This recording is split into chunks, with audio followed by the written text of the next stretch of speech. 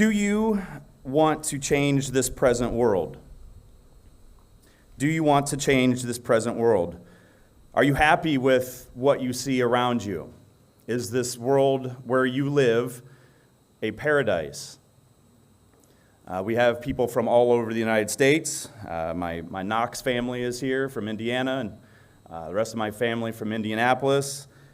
We have people here from Oklahoma and Tennessee, Missouri, Texas, all over the United States. What's it like back home where you live? Is it a paradise?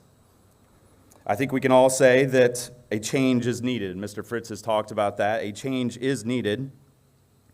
Maybe it's a little bit worse where I'm from. Maybe where you live, it's a lot better. But what is it like with your neighbors, your friends at school? The stories that blanket the news every night. I think we can all agree a change is needed.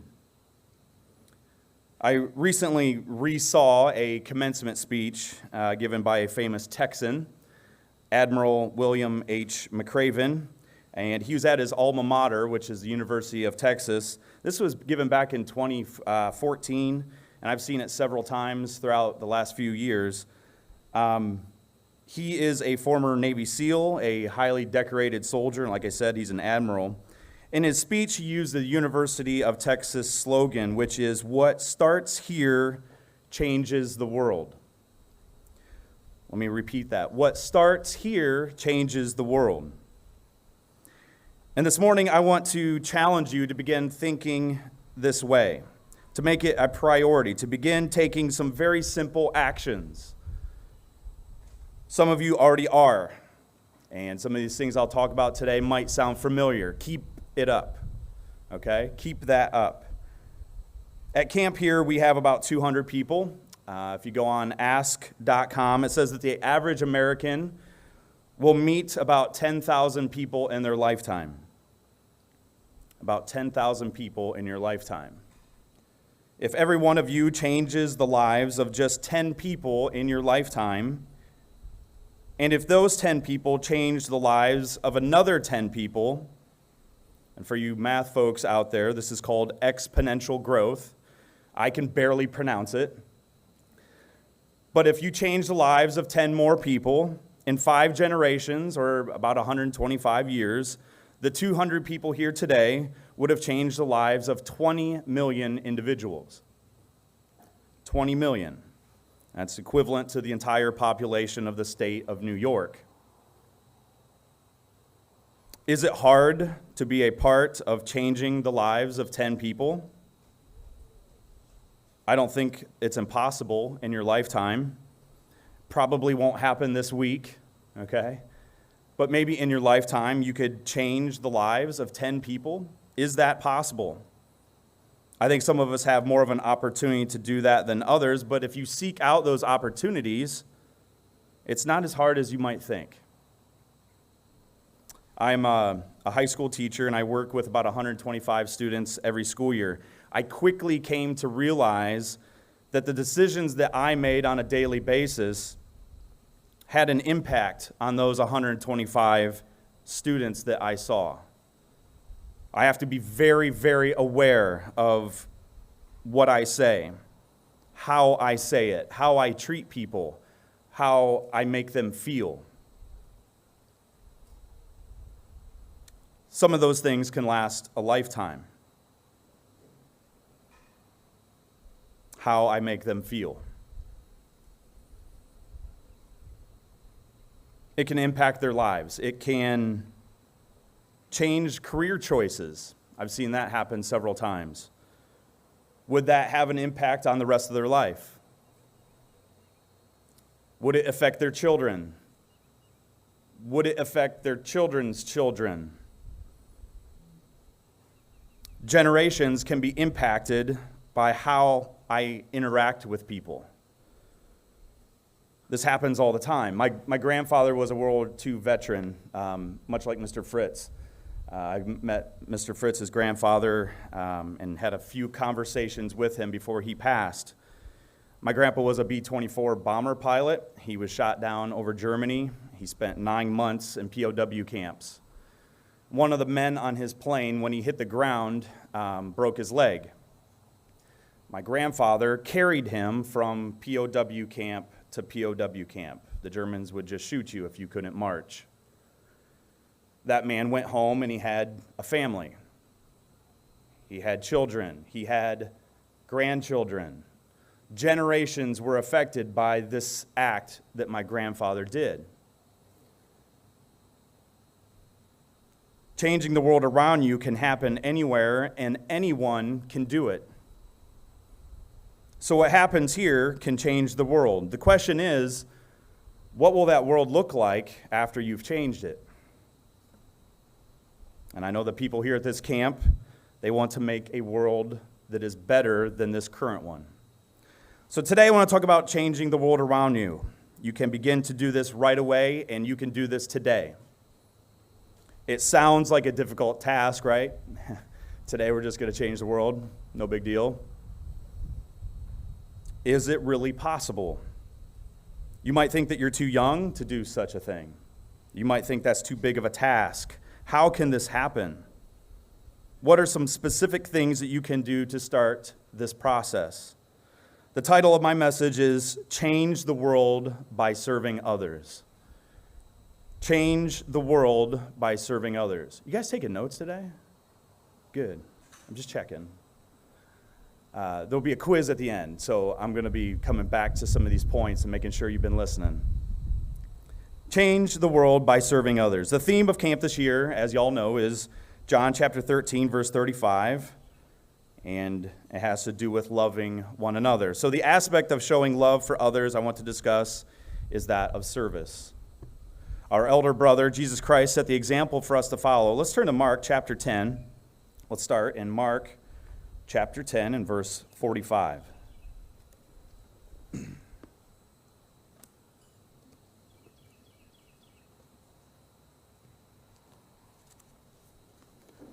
Mark chapter 10 and verse 45.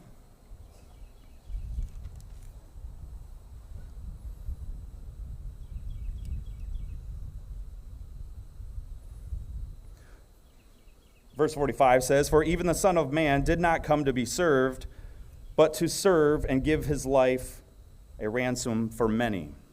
He did not come to be served. He came to serve. And an understatement there is that he gave his life for many. All of this camp is here to serve you. All of these people sitting on either side of you are here to serve you. And I hope you realize how special that is, how special you are, that these people would come here from all over the United States to serve you.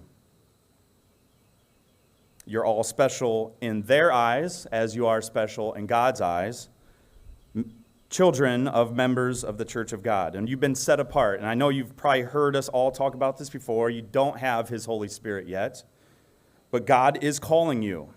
You hear the Bible explained. You understand parts of God's plan that few do. You have an awesome role. Part of that role right now, possibly you could start today, in your youth, is the vital role of service. And it's something that you can do maybe better than some of these people sitting outside. Why? In your youth, you can serve. You have a strong back. You can help out in a lot of different ways. But it is a mindset that you have to have, a mindset that is very, very different than the world around us, very different than the society that we live in. And we've had many of our church leaders call this a give way of life. Most people that are around us in society are focused on getting. They're focused on the self, a very selfish approach. And where does this come from? This comes from Satan. Let's turn to Isaiah chapter 14. Isaiah chapter 14. And we'll start in verse 12.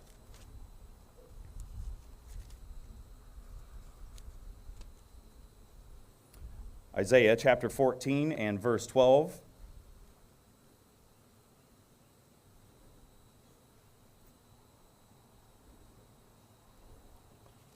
The passage is entitled The Fall of Lucifer. It gives us an insight on how he thinks. It gives us an insight in what is important to him. Isaiah chapter 14, verse 12. How you are fallen from heaven, O Lucifer, son of the morning, how you are cut down to the ground, you who weaken the nations. For you have said in your heart, I will ascend to heaven. I will exalt my throne above the stars of God, and I will sit on the mount of the congregation on the farthest side of the north. I will ascend the heights of the clouds, and I will be like the Most High. Yet you shall be brought down to Sheol, to the lowest depths of the pit. So what is Satan focused on here? He is repeating something over and over and over again. That one little letter, I. He's focused on himself. He's focused on his own selfish desires, his pride, his ego are front and center. And that is exactly where those thoughts come from. The prince of the power of the air. He broadcasts his thoughts. Let's turn to there too. Let's turn to Ephesians chapter 2, and we'll read that very quickly. Ephesians chapter 2 and verse 1. As we learn about our adversary, his thoughts. And you he made alive, who were dead in trespasses to sin, verse 2, in which you once walked according to the course of the world, according to the prince of the power of the air, the spirit who now works in the sons of disobedience, among whom also we all once conducted ourselves in the lusts of the flesh, fulfilling the desires of the flesh and of the mind, and we were by nature children of wrath, just as the others. We do not want to share this mindset with Satan. We don't want to have this approach in our lives. Rather, the way of giving and serving ahead of others, ahead of ourselves, towards others, this can bring tremendous happiness and satisfaction. Let's turn to Hebrews chapter 13. Hebrews chapter 13, and we'll read verse 16.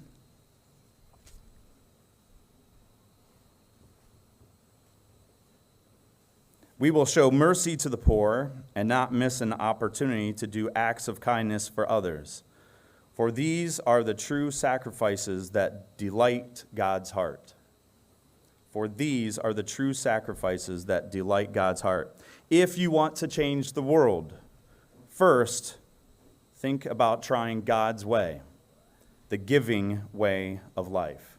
If you want to change your world, think about trying God's way, the giving way of life. So this is my first point. This is my 11th camp in a row. So you could say that I'm an advocate for what happens here, for what teen camp is all about. There's such a tremendous number of benefits to camp, and Mr. Armstrong thought the same thing.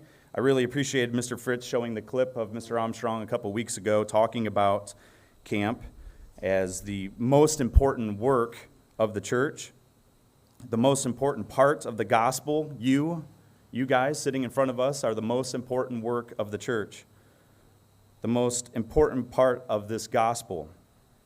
And we are here to support parents as their children grow in their knowledge of the Bible. And serving at camp is a way that I can give back to serve my younger brothers and sisters. I'm not sure if you realize, but it costs us a considerable amount of money to be here. All these adults on either side have given up vacation time or time away from their businesses to be here, to come and work their tail off for free. Actually, we pay to be here to do that, which is crazy, but we enjoy it so much. Please remember that. Please remember in the years to come, we're going to need others to volunteer as well. And one of the great joys I've had is watching campers, in the last 11 years, campers that are growing up and they're here now with their kids. They've gotten married and they're back here serving you guys as they were once served in the same way. The first way that you can serve and to start changing the world around you is to start right here, to give back and join us in the years to come. So if you want to change the world, let's start right here. That's point 2. Mr. Munson talked about some of these things in the staff orientation, so I won't repeat it too much, but veteran campers and counselors, you've been watched closely. You've been watched closely. So be an example, both here and throughout the entire year. I know this is not easy to do, but realize that others are watching you. How do I know this? I've got 2 campers sitting in the audience now, and I've watched my kids coming from, I think they were 2 and 4 years old when they first started to come to camp as mini campers, and they watched campers and they watched staff and they wanted to be just like them. And I know they're not here this year, but Brian Loper and Casey Munson had such an impact on my kids, especially Hayden early on, and he wanted to be just like them. And what's nice about that is that my son can call those guys now when they're having an issue and they stay in contact. If my son is struggling and dad won't understand, he's got men of character that he can call and ask for advice on. And it's something that I treasure. And I think that you dorm counselors have such an impact. You do an awesome job, and I want to thank you. But your leadership and your service to these campers is vital, and it can have a lasting impact.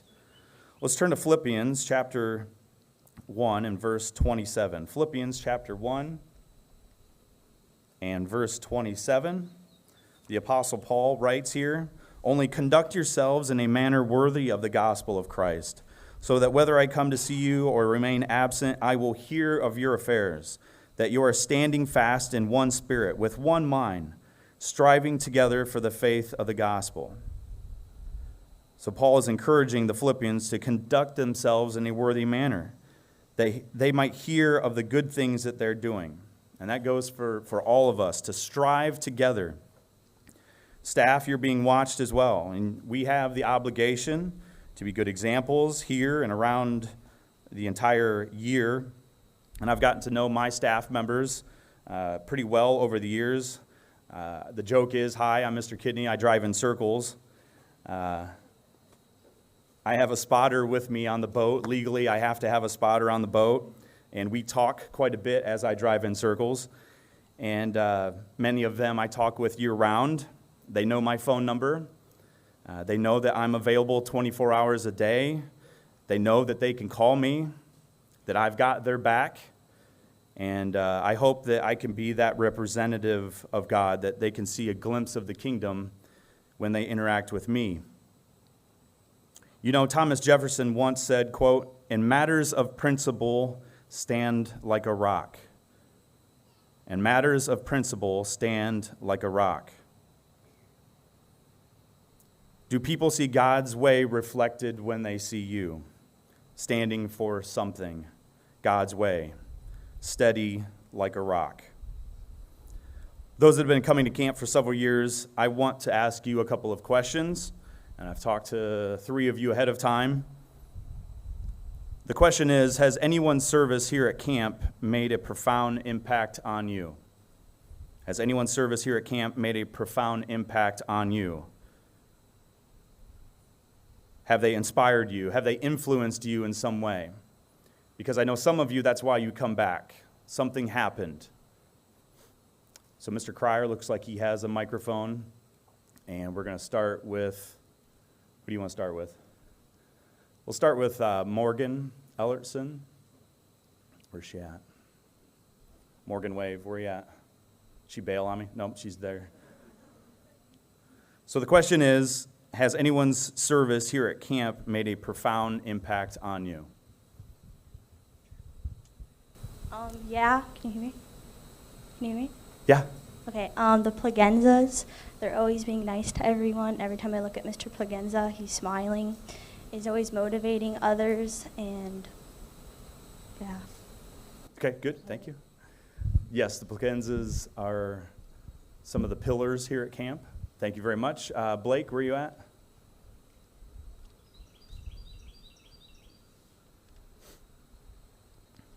Has anyone's service here at camp made a profound impact on you? Yeah, so for me personally, like some of the people that have made the most impact on me are not only you, Mr. Kidney, but your family, preferably your children. Just like when I was little, I didn't used to be this like personable and talkable like I used to be. I remember that Hayden and Tori were like one of my first friends when I got here, and just like their service for just like talking to people and like encouraging others to meet new people, that really like made a good impact on me and my character for who I am today. So I think it kind of goes along with Mr. Alvario said yesterday, his personality, opening up. Good. And Mr. Irwin, yes, sir. I guess I could have had them sitting together today. Has anyone's service here at camp made a profound impact on you? Yes, it's kind of obvious. With easy answer would be Mr. Munson, Mr. Fritz. You know, their servant leadership goes a long way in how our attitudes are. That'd be easy to say, but then you got guys like Ron Ramsing. He's from Trinidad, has no connection to any person here other than in the church. He has no kids that come here, he has nothing. Comes all the way from Trinidad, works in a kitchen that's hotter than Hades on any given day, but you can't beat the smile off his face. Guys like that, you know, they got joy in their heart, and no circumstance whatsoever will take that away. And it's that leadership and that servant leadership and the servant attitude that makes you want to come back. He hadn't been able to come for the last 2 years because of COVID. Mm-hmm. Guarantee when all that's lifted, that guy will be here serving. Right. It's funny you say that. We sent Mr. Ramsing a text message, and he expressed how he wanted to be here. So I'm sure he's watching in here today, and we hope to have him back here with us very soon. So once again, this is how you can start making an impact. It can start here. So if you want to change the world, let your conduct have an impact. If you want to change the world, let your conduct have an impact. I have a friend who's she is a fantastic baker. She's a coworker of mine, and she will randomly bring in cupcakes and cookies and muffins and all kinds of awesome stuff into the workroom at school. And she does it just so that she can watch others enjoy something that she made. That's it. Doesn't have to be a special occasion. Just to see someone else's face light up when they bite into one of her delicious creations. She has a gift, and she's developed it over time. And it is a gift that she uses to uplift others, to make someone else smile. So what gifts do you have? What could you develop to help serve and help someone else in some way? We all have different things that God's blessed us with, and some of these things are more obvious to help serve than others, especially here in the church. I've always admired those of you that have been blessed with musical talents. I love watching musicians perform and have that ability to create an atmosphere. And it's fantastic in the worship service of God. And maybe you're like me and you don't have one of those kind of gifts, but you might have other skills, as Mr. Alvario said the other day, to talk and visit with people. Maybe that comes very easily to you. Maybe, I work construction in the summer throughout the years. Maybe you have learned those kind of skills in the trades, and you can help others in that way. Maybe you're a landscaper or HVAC, or you work with heavy equipment, all those type of things. There are always needs and ways to donate your time, your skill, your tools, your materials. We have men and women that are serving here behind the scenes on campus improvement with Mr. and Mrs. Plagenza. We have men and women that are serving behind the scenes with the audiovisual, the Scarboroughs, the Ellertsons, and the Criers. So these are ways that you could serve by using your skills, your talents that you have and that you develop. We have others that are able to share their financial blessings to help others in so many different ways. They work hard, they've been blessed by God in their business, and they're able to be generous and serve in that way. Let's turn to 1 Peter chapter 4. I should have brought my glasses. Can't read that. 1 Peter 4 and verse 10.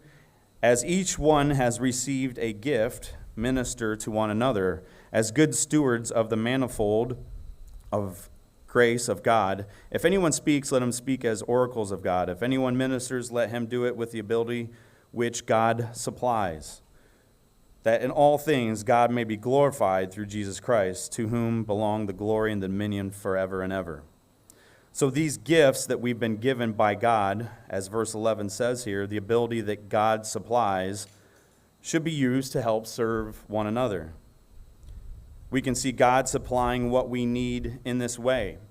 We see that right here at camp. It all kind of comes together. Of course, Mr. Munson and Mr. Fritz do a lot of that legwork, but God supplies all of the individuals that are needed to make this work.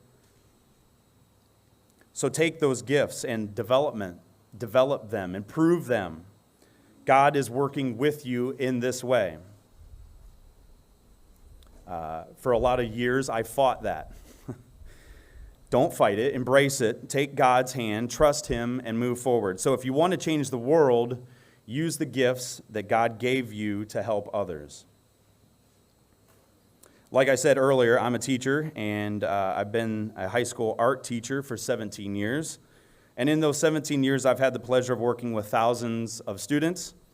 At the end of school this year, I received something that I've only received 6 times in my career. A letter from one of my students. I don't think that I'm one of those teachers that's despised and hated by his students. My wife said that she's been given 10 letters in 21 years. She's a far better teacher than I am, more loved than I am, but she's only received 10. I'd like to read one of those letters that I was given a few years ago, and it's very short. It's one of the shortest ones I've gotten, but I think it proves my point here. Dear Mr. Kidney, I would like to thank you for being such a positive role model for me over these past 10 years. I don't think it's a secret that you've been my favorite teacher since you came to Mapleton. I can honestly say that without God and you, I would not have made it through high school. Even if you don't know it, your class and your conversations with me during my junior year literally kept me alive. I can't imagine what I would be without you and your program.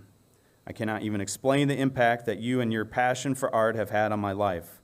I wish so much that I could give back to you a fraction of what you have given me. Again, thank you so much for all the lessons you've taught me, both in art and in life. I couldn't have asked for a better teacher, role model, and lifelong friend. Sincerely, Colt Black.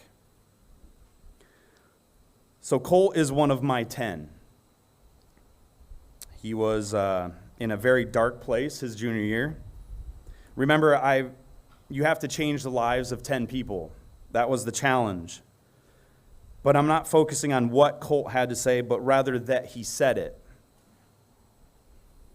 I told you I've only received 6 of these in 17 years. That might sound shocking to you, you would think, right? You'd get letters all the time. But most students don't do these type of things. They don't take the time to write a heartfelt letter to a teacher that helped them. It's a pretty mature thing for most high school students to do. They have to think differently than most. They got to be in tune with others, and you have to have a different attitude. In 2 Timothy chapter 1, verse 1, let's turn there. 2 Timothy chapter 1, verse 1, Paul is writing to the younger Timothy here. 2 Timothy chapter 1, verse 1, Paul, an apostle of Jesus Christ, by the will of God, according to the promise of life which is in Christ Jesus, to Timothy, a beloved son, grace, mercy, and peace from God the Father and Christ Jesus our Lord. Remember, this is Paul writing, I thank God whom I serve with a pure conscience as my forefathers did, as without ceasing. I remember you in my prayers night and day. He's saying this to Timothy. Greatly desire to see you, being mindful of your tears, that I may be filled with joy when I call to remembrance the genuine faith that is in you, which dwelt first with your grandmother Lois and your mother Eunice, and I am persuaded is in you also. Therefore I remind you to stir up the gift of God, which is in you through the laying on of hands. For God has not given us a spirit of fear, but of power and of love and a sound mind. So Paul is writing to encourage Timothy. He's writing this letter to encourage him, who is younger. And we've read this many, many times, especially that last verse there, verse 7, over the last year. But what kinds of things can you do like this? These are little things that are in service of others, little things that show love and brighten someone's day. Unlike the previous point that I had, this one does not require any kind of skill. But Colt's letter to me is framed. It's hung on my wall in my living room along with the others, along with the ones that my wife has received over the years. It didn't take any skill at all for him to write that letter. Just the thought, just a little effort on his part, but it's something that I treasure. Little things. No skill at all. I don't know how many of you have done this. It's happened to me, so I know other people do it as well. But every so often I go through the drive-thru at Dunkin' Donuts or Starbucks or something, and when I get up to the window, I'll pay for the car behind me. $4 or $5, it's kind of worth it, right? It's happened to me several times. Mr. Munson has spoke about this many times. How can you be a light? How can you be an example to your neighbors? We've had storms roll through our area and take down trees and so forth. My neighbor needed help. Is there any way that you can lend a hand? Shovel sidewalks, shovel driveways. We had a major snow this winter in Ohio. I think we had 8 or 10 inches fall at one time, and it was really, really heavy, really wet snow. And I have some friends that plow for a living. They do lawn care in the summer, then they plow in the winter. I sent them a couple of addresses. I knew that my equipment I was struggling with. I had friends, and I knew people that were going to really be struggling as well. Just sent them a couple addresses, and I said, I'll stop by your house and take care of it later. They went and swiped out their driveway for them. Little things. If you're not involved with National Honor Society at school, think about it. One of the 4 pillars of the society is community service. And they seek out nonprofits in our community as far as parks, the parks districts, dog shelters, community foundations, nursing homes. They're all in need of help. Cleaning, painting, staining, mulching, doing landscape work. There's plenty of things that you could help out in your community with. It doesn't take much skill. Little things. Let's turn to Matthew chapter 25. Matthew chapter 25 and verse 33. Christ promises, if we do these little things, that we will inherit the kingdom. Matthew chapter 25 and verse 33. Hopefully a familiar verse. And he shall set the sheep on his right hand, but the goats on his left. Then shall the king say unto them on his right hand, Come, ye blessed of my Father, inherit the kingdom prepared for you from the foundation of the world. For I was hungry, and you gave me meat. I was thirsty, and you gave me drink. I was a stranger, and you took me in. Naked, and you clothed me. I was sick, and you visited me. I was in prison, and you came unto me. Then shall the righteous answer him, saying, Lord, when did we see you hungry and feed you, or thirsty and give you drink? When did we see you as a stranger and take you in, or naked and clothe you? Or when we saw you sick or in prison and come to you? And the king shall answer and say unto them, Verily I say unto you, inasmuch as you've done it to one of the least of these my brethren, you've done it to me. Little things. Take no skill at all, no special gift of God, just a desire to help. So if you want to change the world, do the little things. They mean more than you know. I have a friend, we will call him Justin, because that's his name.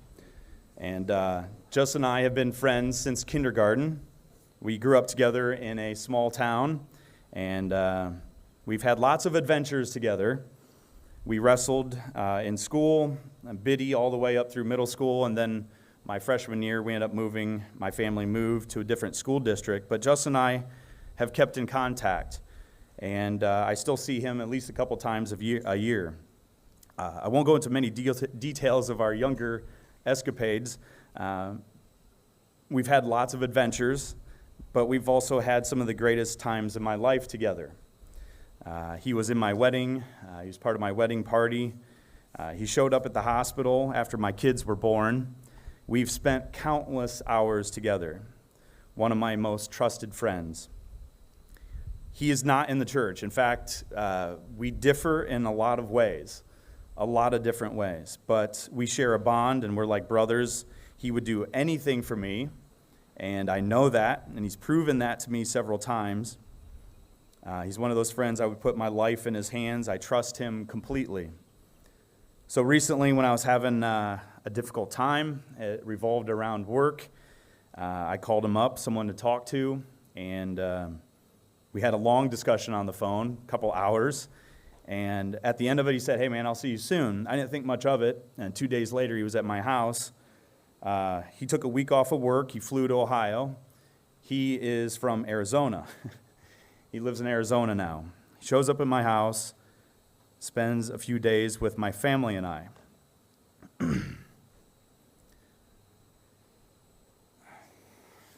knew I should have skipped this part. Yeah, there's few people that will do those type of things. Few people. But they're out there. You've got to find them.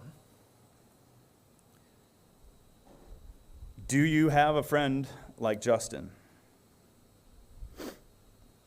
Where will you find people like that? Well, I promise you some of them are right here. They might be also at home, they might be at school, they might be on the job, but start finding your people. Invest time and get to know them. Those that are sitting next to you here today, those friendships could last a long time.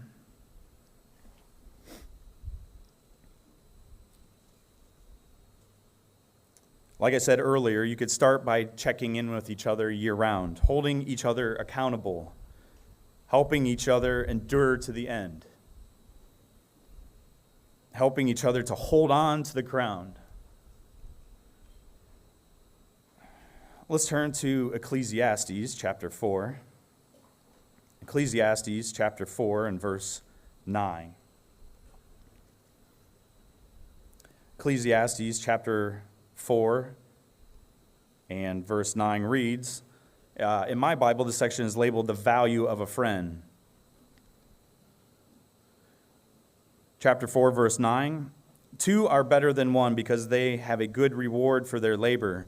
Verse 10, for if they fall, one will lift up his companion. But woe to him who is alone when he falls, for he has no one to help him. Verse 11, again, if two lie down together, they'll keep warm, but how can one be warm alone? 12, though one may be overwhelmed by another, two can withstand him, and a threefold cord is not quickly broken.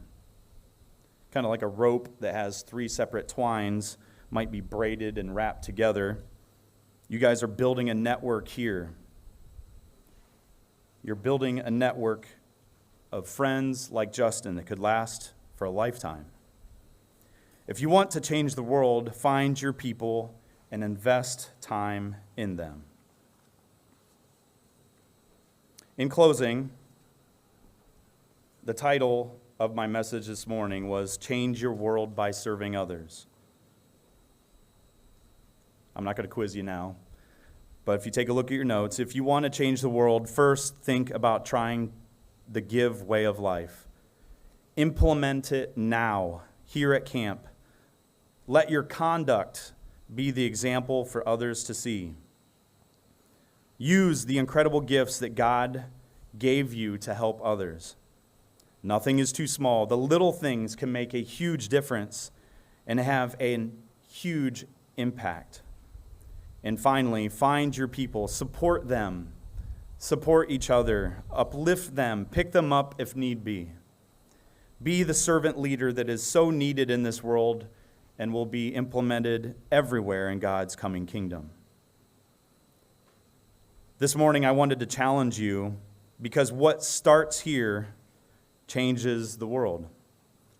I wanted to challenge you to seek out your 10, the 10 people that you can have an impact on and change their life for the better. I wanted to share some of my experiences and give you some practical things that you can implement. But remember, this is a unique way of thinking. It is very unique in our society. I wanted to give you things that you can do. So now get to work. Change the world by serving others. For more information, go to our website at cogassembly.org. Copyright 2021, Church of God Assembly. All rights reserved.